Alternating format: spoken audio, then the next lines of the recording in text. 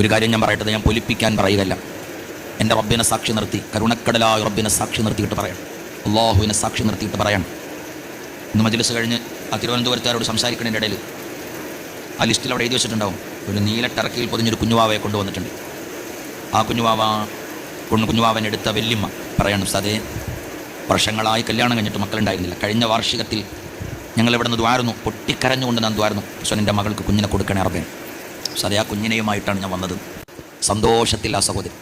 നിങ്ങൾ വിചാരിക്കുന്നത് ഒരു അല്ല, അതിനാണ് തുടക്കത്തിലേ പറഞ്ഞത് വല്ലാഹി എന്ന് പറയാൻ അള്ളാഹു സാക്ഷി, അള്ളാഹു സാക്ഷി. കാരണം അത് നമുക്ക്, ഞാൻ പറഞ്ഞില്ലേ, ഇത് ഒരു വ്യക്തിയുടെ അത്ഭുതമേ അല്ല. വലിയുദ്ദീൻ ഫൈലി എന്ന് പറയപ്പെടുന്ന ആൾ നിങ്ങളെങ്ങനെയാണോ അങ്ങനെ തന്നെയാണ് ഞാൻ, അല്ലാതെ ഒരു വ്യക്തിയുടെ കറാമത്തോ അത്ഭുതമൊന്നുമല്ല ഇത്. ഈ പരിശുദ്ധമായ പള്ളിയും ഈ മഹനീയമായ സംരംഭങ്ങളൊക്കെ കരുണക്കടലായ റബ്ബ് മഹാന്മാരുടെ ഒരു പ്രത്യേകമായ ഫضലുണ്ട്. പ്രത്യേകിച്ചും ഞാൻ പറഞ്ഞല്ലോ, നിങ്ങൾക്ക് മനസ്സിലായോ? കരുണക്കടലായ റബ്ബ്, പിന്നെ അവിടെ തിരികെ വെക്കുക എന്ത് മഹാന്മാരുടെ ഫضലുണ്ട്. എന്തിനാ അതിന്റെ ആവശ്യം? മുഹമ്മദ് നബി സല്ലല്ലാഹു അലൈഹി വസല്ലമയുടെ ഏതെങ്കിലും ഒരു ദൈവത്തിൽ അങ്ങനെ ഉണ്ടായിട്ടുണ്ടോ? കരുണക്കടലായ റബ്ബും പൂർവ്വ പ്രവാചകന്മാരുടെ ബർക്കത്ത് കൊണ്ടും ഉണ്ടോ? എന്തിനങ്ങളത് എന്താ അവിടെ പറയണേ? ഇവിടുത്തെ മജ്‌ലിസിന്റെ മേന്മയും പ്രത്യേകതയും പറയാ.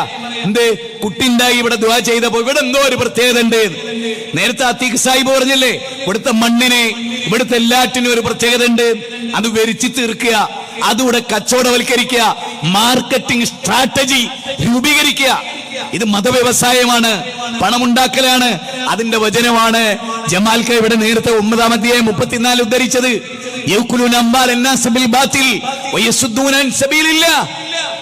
നിങ്ങൾ ആരെങ്കിലും നബി സല്ലല്ലാഹു അലൈഹി വസല്ലമയുടെ ഏതെങ്കിലും ഒരു സദസ്സിൽ ഒരു കുട്ടിനെ എടുത്തിട്ട് ആരെങ്കിലും വന്നിട്ട് പറഞ്ഞിട്ടുണ്ടോ, നബിയെ കഴിഞ്ഞ വർഷം ഞാൻ അവിടെ വന്നപ്പോൾ എനിക്ക് കുട്ടിയില്ല, ഇപ്പം അവിടെ വന്നിട്ട് ഈ മജ്‌ലിസിൽ പങ്കെടുത്തൊരു കുട്ടീൻ്റെ? അങ്ങനത്തെ ഒന്നും ഒരു ശ്രദ്ധ ഇസ്ലാമിക ലോകം വെച്ചിട്ടില്ല.